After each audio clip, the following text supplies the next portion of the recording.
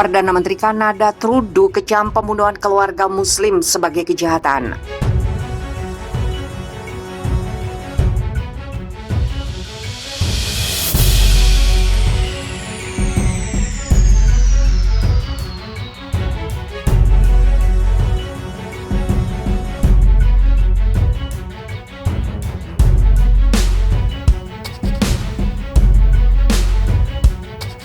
Perdana Menteri Kanada Justin Trudeau mengatakan bahwa pemerintah hanya akan mengambil tindakan atas pembunuhan satu keluarga Muslim di negara itu.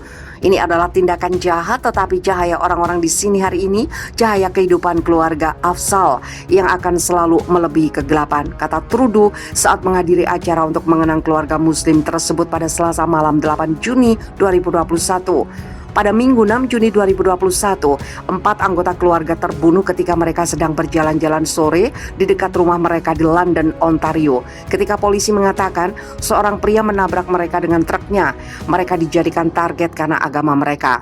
Para korban adalah Salman Afzal, 46 tahun, istrinya Madiha Salman, 44 tahun, putri mereka yang berusia 15 tahun, Yumna Afzal, dan ibu Afzal yang berusia 74 tahun. Putra mereka yang berusia 9 tahun, Fayez Afzal, masih dirawat di rumah sakit dengan cedera serius tetapi tidak mengancam jiwa. Nathaniel Friedman, 20 tahun, telah didakwa mengemudikan truk ke pinggir jalan dan menabrak keluarga di London, sebuah kota berpendudukan lebih dari 400.000 orang yang terletak 200 km barat daya Toronto. Dia ditangkap pada Minggu hanya beberapa ratus meter dari Masjid Muslim London yang dihadiri oleh keluarga Afzal dan di mana acara penghormatan mendiang pada Selasa diadakan. Ribuan pelayat hadir dalam acara tersebut untuk mengenang 3 generasi keluarga Muslim Kanada yang tewas dalam apa yang dikatakan polisi sebagai kejahatan rasial yang direncanakan ketika komunitas yang berduka bersatu di tengah krisis. Ini adalah kota kita, kata Bilal Rahal, ketua Masjid Muslim London. Jangan biarkan siapapun membuat Anda berpikir sebaliknya karena warna kulit Anda, keyakinan Anda, atau di mana Anda dilahirkan.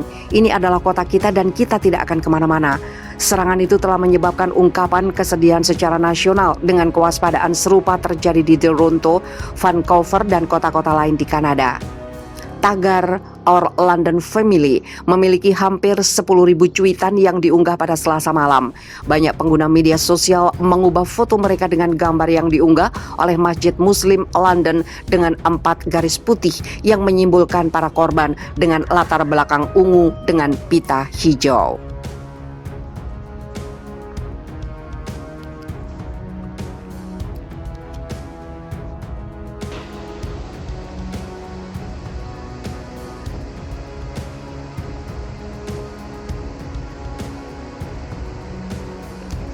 Serangan polisi Israel lukai 10 warga Palestina di Yerusalem.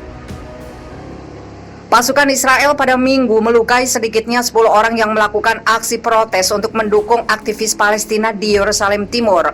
Warga Palestina menggelar protes di luar kantor polisi Israel di Jalan Salah al-Din untuk mendukung para aktivis yang ditahan.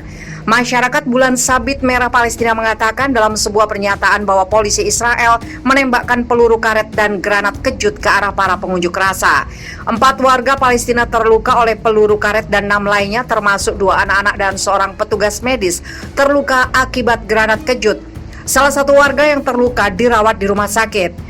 Pada April, pengadilan Israel memutuskan untuk mengusir 8 keluarga Palestina dari rumah mereka di lingkungan Sheikh Jarrah demi kelompok pemukim Yahudi, memicu ketegangan di seluruh wilayah Palestina.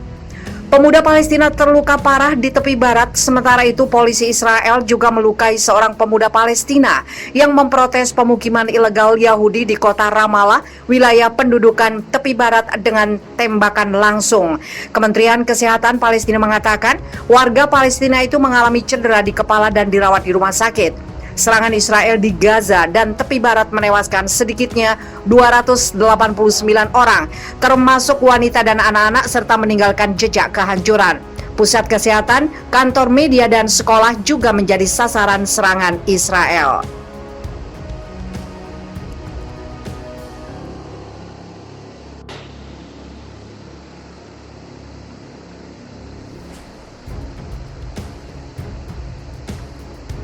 Milisi Palestina klaim mampu hancurkan Tel Aviv Israel dengan 130 rudal per menit. Milisi Palestina, kelompok perlawanan Palestina di jalur Gaza, mengklaim mampu menghancurkan Tel Aviv Israel dengan serangan 130 rudal setiap menit. Klaim itu disampaikan salah satu pemimpin milisi Palestina, Yahya Sinwar, di hadapan sekelompok mahasiswa dan akademisi di Gaza pada Sabtu pekan lalu.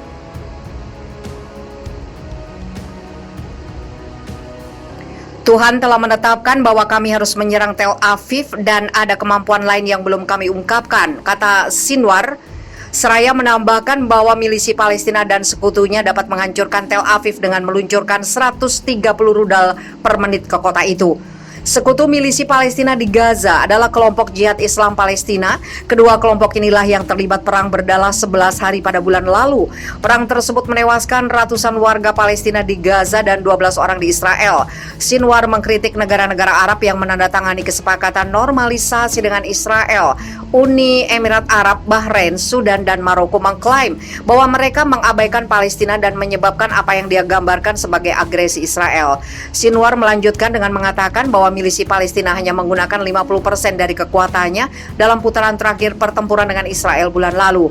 Menurutnya, tujuan strategis dari perang itu adalah untuk menyatukan orang-orang di belakang milisi Palestina. Israel telah gagal menghancurkan kemampuan kami untuk melawannya. Rencana mereka untuk membunuh 10.000 pejuang gagal, katanya. Israel tidak menghancurkan lebih dari 3% terowongan di Gaza. Metro milisi Palestina tidak hancur karena kami mencintai tanah kami dan itu mencintai kami kembali, paparnya seperti dikutip Israel Hayom Senin 7 Juni. Klaim oleh kelompok milisi Palestina itu bertentangan dengan pasukan pertahanan Israel yang mengatakan bahwa mereka menghancurkan lebih dari 100 km atau 60 mil terowongan milisi Palestina di jalur Gaza dalam pertempuran baru-baru ini. Sinwar mengatakan tujuan strategis milisi Palestina adalah untuk mematahkan harga diri Zionis Israel yang dia sebut musuh kriminal dan arogan. Dia mencemooh Israel karena membangun tembok di sepanjang perbatasan dengan jalur Gaza. Negara macam apa ini yang harus membangun tembok seperti itu?